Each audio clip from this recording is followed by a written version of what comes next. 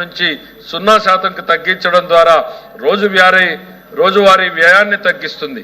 నిత్యావసరాలు, నెయ్యి, వెన్న, వంట పాత్రలపై పన్నును 12 నుంచి 5%కి తగ్గించడం కుటుంబ బడ్జెట్కు ఉపశమనం కలిగిస్తుంది.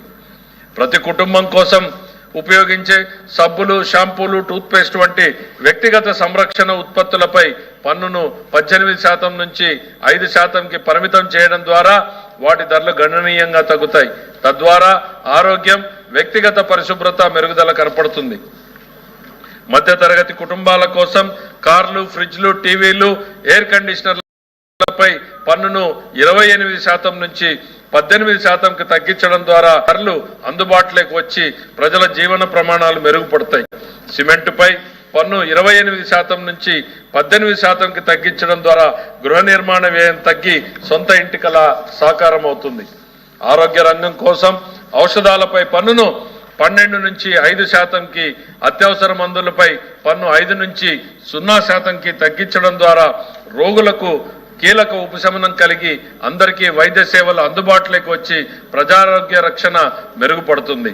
బీమా రంగం కోసం జీవిత ఆరోగ్య బీమాపై పన్నును 0కి తగ్గించడం మరిన్ని కుటుంబాలు బీమా పొంది వారి జీవన ప్రమాణాలు మెరుగుపడతాయి. ఎంఎస్ఎంఈల కోసం వ్యాపార ఉత్పత్తులు, మధ్యవర్తిత్వ సేవలపై పన్ను సరళీకరణ ద్వారా ఖర్చులు తగ్గించి పోటీ వాతావరణాన్ని పెంచుతుంది. త్వరితగతిన రీఫండ్ ద్వారా వ్యాపారులకు సమయానికి డబ్బు అందుబాటులో ఉండి వ్యాపారం, ఎగుమతులు, ఉపాధి అవకాశాలు మెరుగుపడతాయి. విద్యారంగం కోసం విద్యారంగానికి సంబంధించిన వస్తువులపై తక్కువ పన్నులు విద్యను మరింత అందుబాటులోకి తెస్తాయి. GST 2తో భరోసా. ఈ సంస్కరణల ద్వారా ప్రజల చేతిలో ఉండే సంపద మరింత పెరిగి వస్తువుల వినియోగంతో పాటు నూతన పెట్టుబడులకు ప్రోత్సాహం లభిస్తుంది. తద్వారా ఆదాయ సేకరణ మెరుగుపడుతుంది. GST సంస్కరణలు విజయవంతమైన అమల్లో సహకరించిన అన్ని వాణిజ్య సంస్థలు, వ్యాపార సంఘాలు, పరిశ్రమ సంఘాలకు ఆంధ్రప్రదేశ్ శాసన మండలి హృదయపూర్వక కృతజ్ఞతలు తెలుపుతోంది.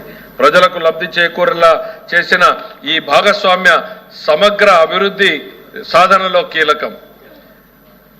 GST అవగాహన కార్యక్రమం. GST సంస్కరణల లాభాలు ప్రతి కుటుంబానికి చేరువ కావడానికి ఆంధ్రప్రదేశ్ ప్రభుత్వం 2025 సెప్టెంబర్ 22 నుంచి అనగా ఈ రోజు నుంచి అక్టోబర్ 25 వరకు ఒక నెల రోజుల పాటు అవగాహన కార్యక్రమం చేపడుతుంది.